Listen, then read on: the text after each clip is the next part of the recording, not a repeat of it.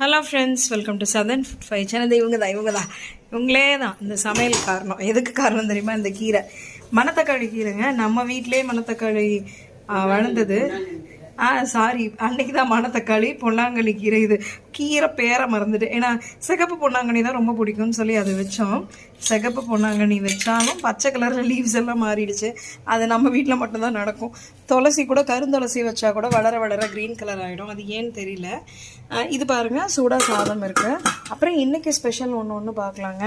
ரொம்பவே சுவையான, உங்கள்கிட்ட காமிக்கிறோடனே ஓப்பன் பண்ணி வச்சுருக்கேன். உருண்டை குழம்பு வந்து பருப்பெல்லாம் போட்டு வைக்கிறதுங்க. நம்ம சேனலில் வந்து ரெசிபி இருக்கு, நீங்கள் பாருங்கள், நல்லாயிருக்கும்.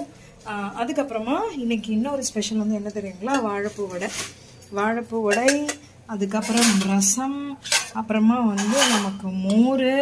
அதுவும் தவிர வாழைப்பூ வடை மாவு வேக வைக்காமல் அப்படியே